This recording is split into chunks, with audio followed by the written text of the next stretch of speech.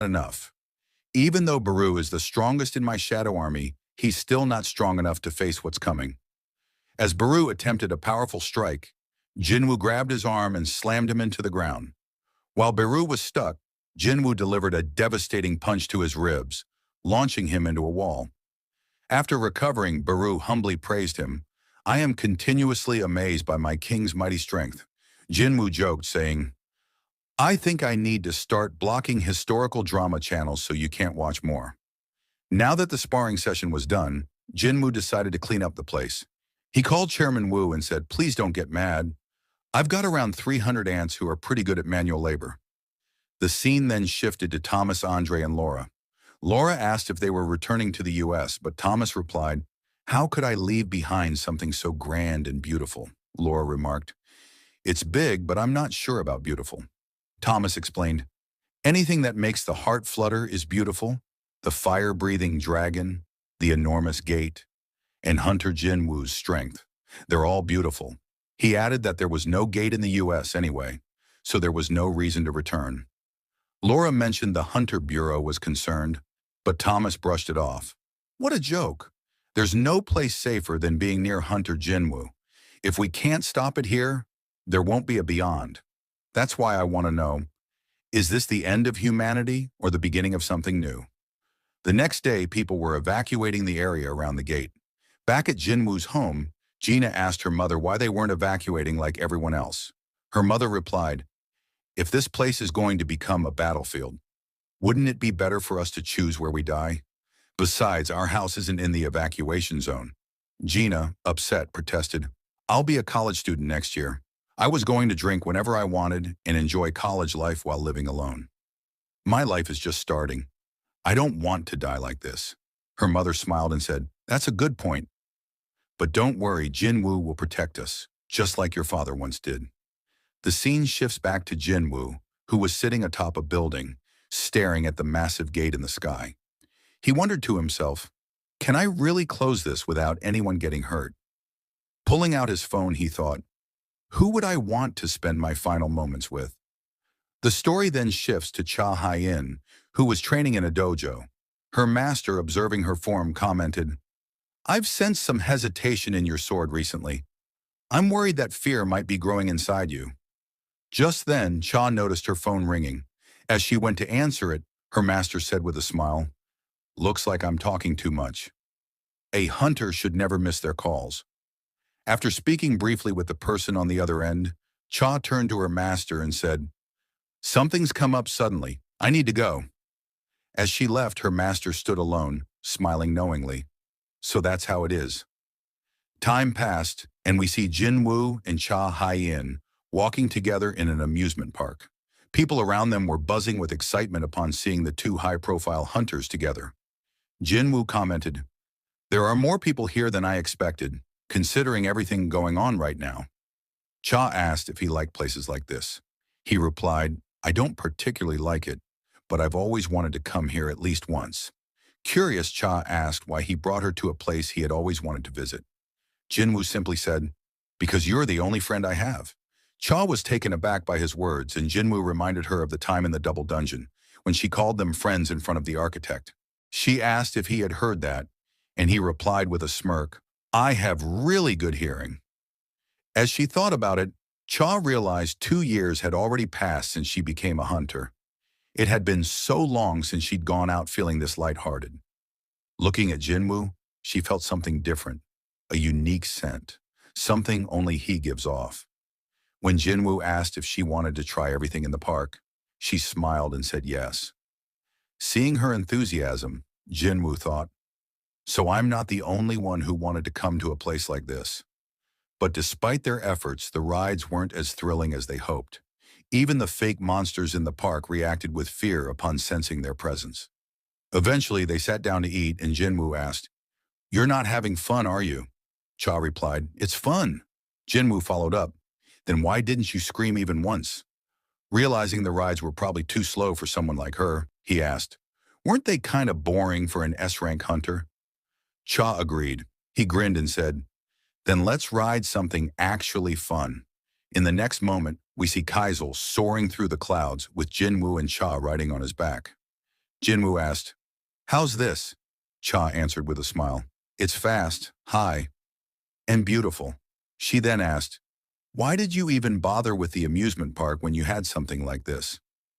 Jin-Wo looked ahead and said, "That park was built on top of the gate where my father disappeared. I've always wanted to visit it at least once, to properly say goodbye." Cha looked at him warmly and thanked him, saying, "You've done nothing but show kindness to me." Jin-Wo then told her, "There's still one more thing I want to show you."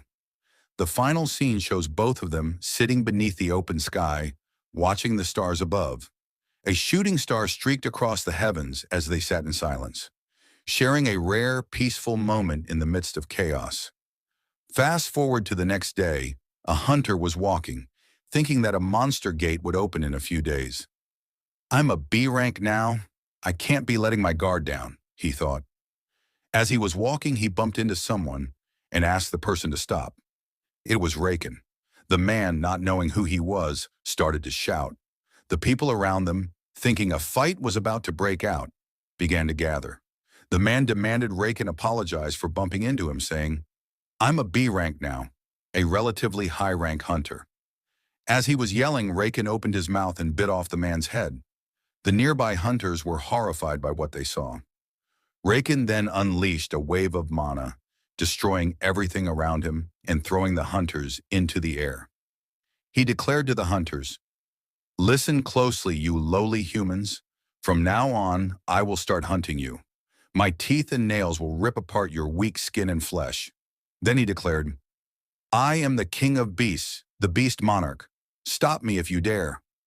Back in the forest, Hunter Cha Hyen was drinking water from a lake when Jin-Wo approached her.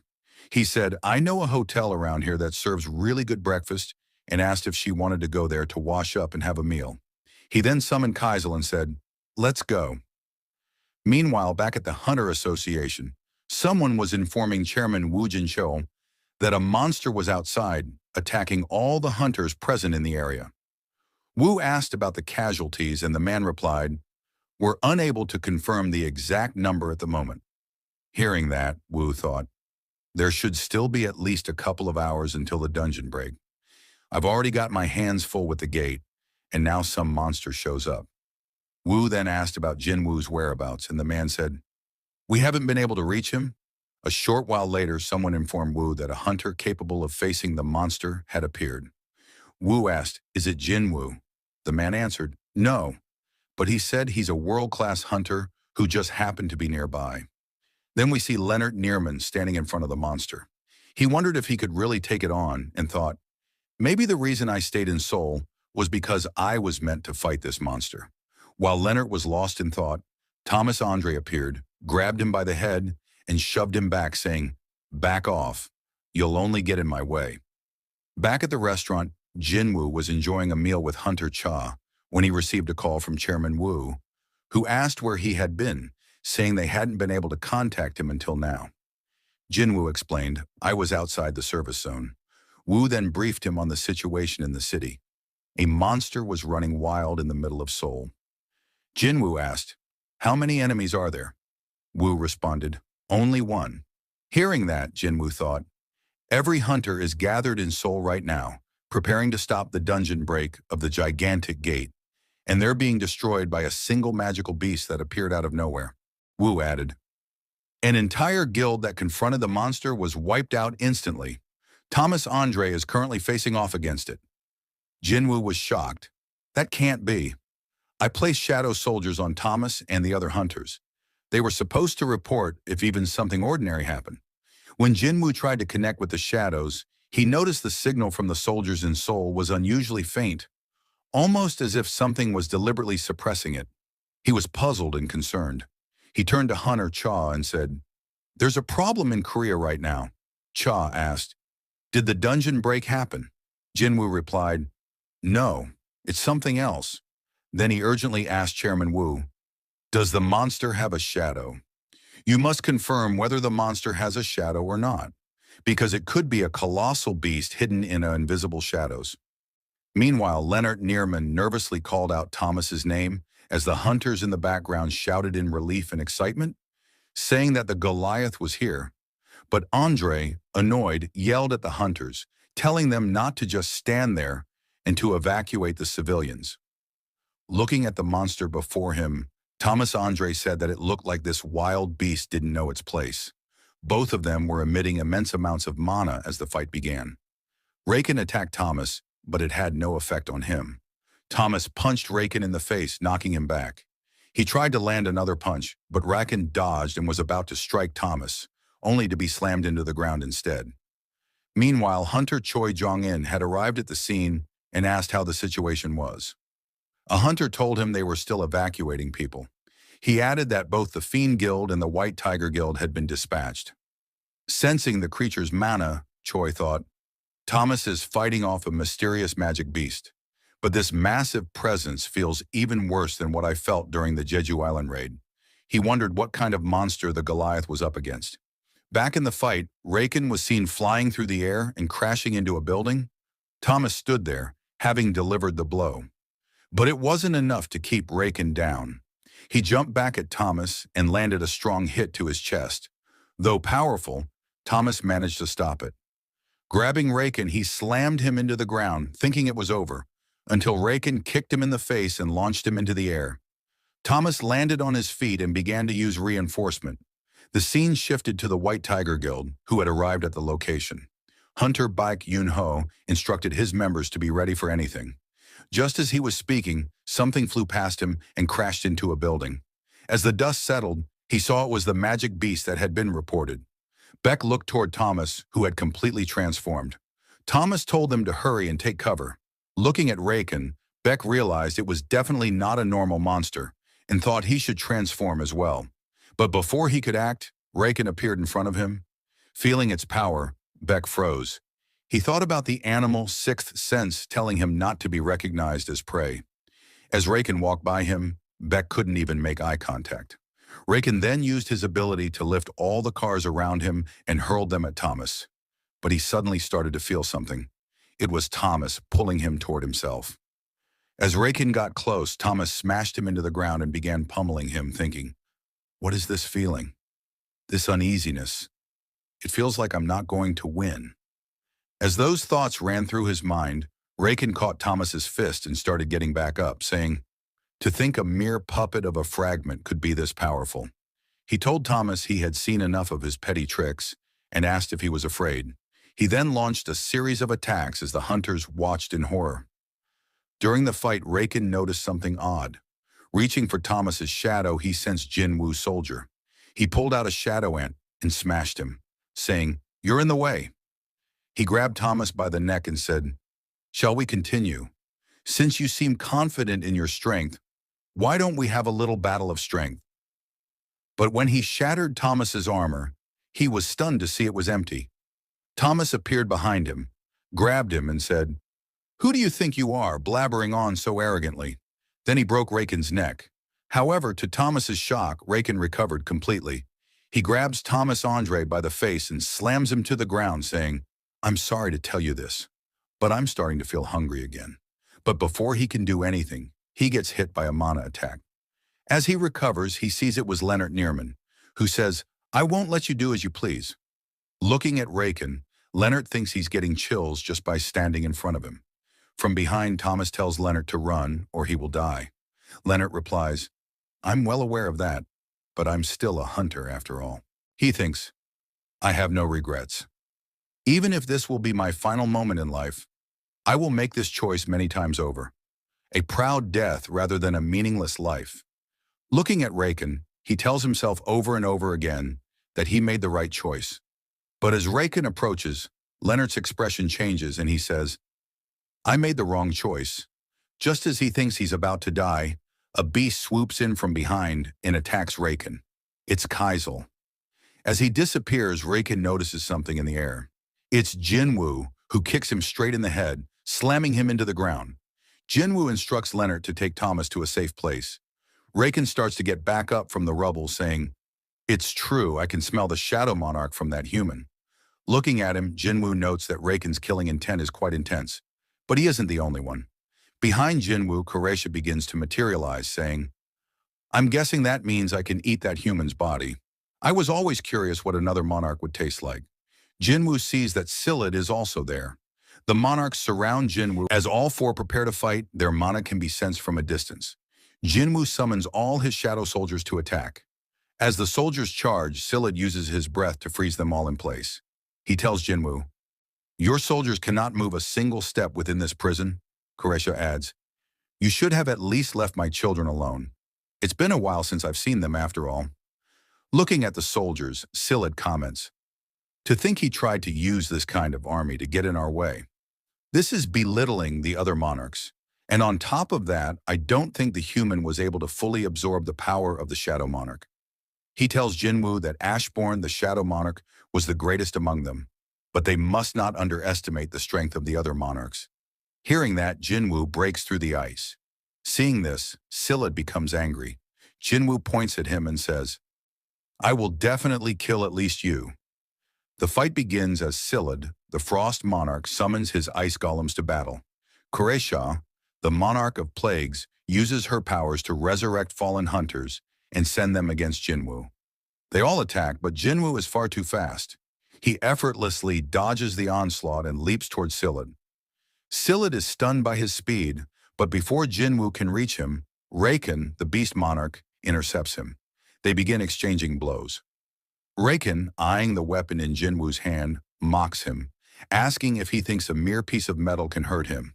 To his horror, Jin-Woo slices off his hand, replying, "I couldn't have, if it were just any other piece of metal." Before Jin-Woo can land the final blow, Kureisha intervenes and rescues Rakan. Taking advantage of the distraction, Rakan reattaches his severed hand. Jin-Woo realizes he's now surrounded by the minions and the three monarchs. Just then, one of Jin-Woo's shadow soldiers breaks free from the ice.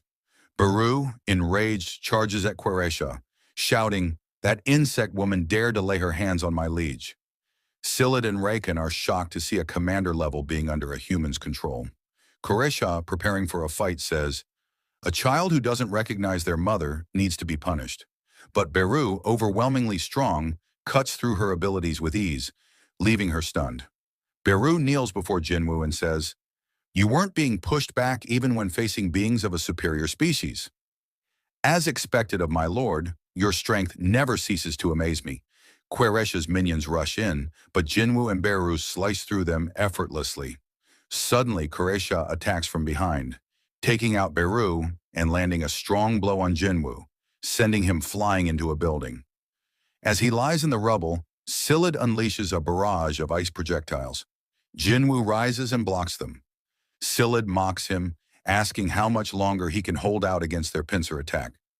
Jin-Woo, however, surprises him by stabbing him in the heart, declaring, "I told you, you're not getting out of here alive." Scylla, enraged, pulls the weapon from his chest and yells, "You insolent fool! A human dares speak such words to a monarch."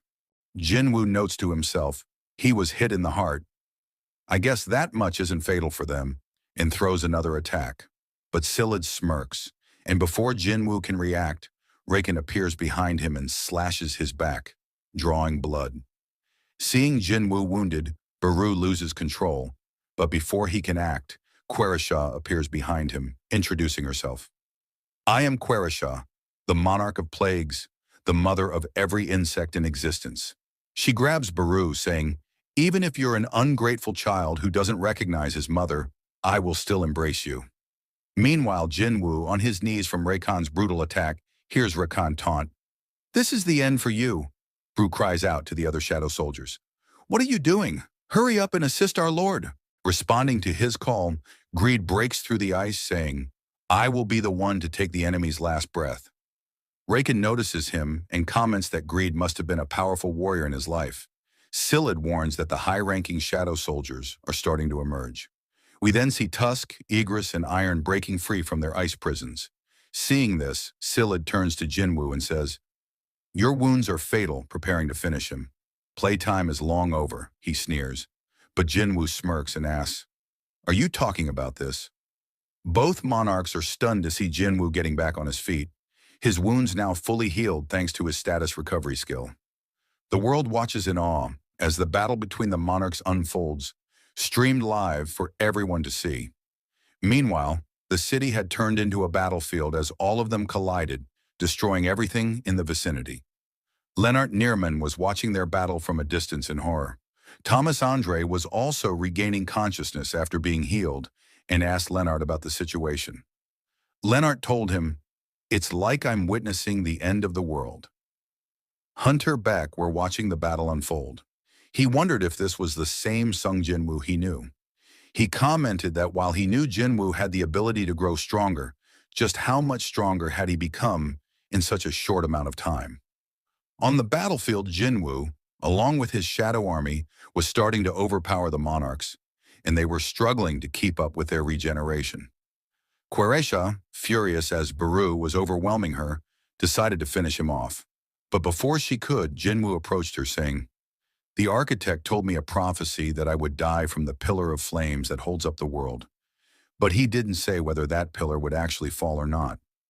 From a distance, the Fiend Guild master, Lim Tae-gyu, was watching the battle from atop a building. He commented, "I've been standing by for a long time so I could snipe, but I don't think this is a fight I can interfere in. For the past 30 minutes, elite assassins from the Fiend Guild had been dispatched to buildings around the area to provide support fire when given the signal." Lim thought, "When we do that, how many of us will survive? If they failed, all of them might die, as even Thomas Andre wasn't able to subdue those monsters. It's about time we made a decision." As he was thinking this, a hand reached out to him from behind, telling him, "Just sit back and watch." He turned toward the person, asking for their identity, but was stunned to see who it was. Meanwhile, of all the hunters gathered to subjugate the magic beasts, not a single one was able to interfere with the ongoing fight. They were simply waiting for everything to settle. Back in the fight, Jin-Wo managed to land a solid hit on A.R.I.S.E, but that wasn't enough to take out the Queen of Insects, who began to regenerate. She attacked Jin-Wo using poison, and a notification appeared, stating that venom effects were still present in the atmosphere. Jin-Wo told her, "Poison won't work on me." Seeing this, A.R.I.S.E was enraged and charged toward Jin-Wo, saying, "I will rip you apart into pieces." But before she could finish her sentence, she felt something. Jin-Wo was pulling her toward himself. Realizing this, she thought, "An overwhelming authority. I can't undo it." As she was pinned to the ground, Jin-Wo used mutilation, directly hitting her, and she began to disintegrate into the air. In her final moments, she said, "So this must be death. A heavy darkness that humbles even us, who were created from darkness." She disappeared into the air, and Jin-Wo received a notification telling him he had defeated A.R.I.S.E, the Monarch of Plagues. Seeing this, Silid was in disbelief, saying, "How is this possible? He shouldn't be able to use the Shadow Monarch's power to its full extent yet." He asked Raken, "So will we experience it again?" "Fear toward one of the strongest monarchs." Raken responded, "Don't worry, he's exhausted." Grabbing Baru by the neck, Raken said, "The fact that he's relying on these small fries implies that he is still incomplete. An incomplete monarch can't get in the way of true monarchs." As he started to crush Baru, Jin-Wo noticed that Baru's existence was fading. He wondered if this was how he had removed the shadow that was placed on Thomas Andre. Panicking, Jin-Wo tried to cancel the summon, ordering Baru to return. However, he was horrified to see a notification. "You cannot retract the specified subject." Jin-Wo jumped in to attack Raken, saving Baru in the process. As he recalled Baru, he thought, "I managed to prevent Baru from being extinguished." However, he then looked at Silid, who said, "Beast Monarch, you are right." Silid covered an enormous area in ice and fully transformed. He told Jin-Wo, "You're confident in your powers of controlling puppets like these, so we simply need to cut the strings so you can't control them anymore. I will trap the puppets under my authority and make them go through healing and resurrection over and over again. Then your soldiers will be nothing but parasites that eat away at your mana." He attacked Jin-Wo, asking, "What will you do now?" He managed to injure Jin-Woo's arm, lifting him into the air and slamming him to the ground, thinking, he's not there yet. But Jin-Wo leaped out of the rubble and attacked Silid. However, Silid dodged and struck back with such force that Jin-Wo was launched backward. Jin-Wo managed to land on his feet, thinking, he's fast. Looking at Jin-Woo's condition, Silid said, Your stealth skill must have a heavy mana consumption, and leaped toward Jin-Wo, saying, I will end this quickly. As they exchanged blows, Jin-Wo thought, I can see all his movements, but if only I could be just a little bit faster. Looking at him, Scylla said, I don't know what you're plotting, but it's no use, and attacked with ice magic. However, by that time, Jin-Wo was already behind him, thinking, I got him. But he saw Scylla smirking and sensed something.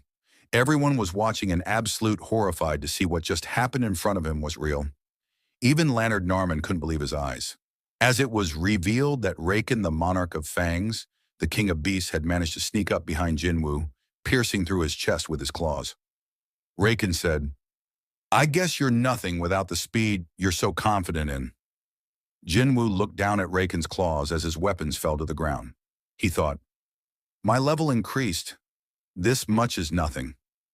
Scylla picked up Jin-Woo's dagger, stabbing him, and said, I will return your weapon to you. Can you heal like you did earlier? Probably not. No matter how strong you are, you're not a complete monarch, he asked Jin-Wo. Is this as far as you can go, human? If that's the case, you will not be able to witness it.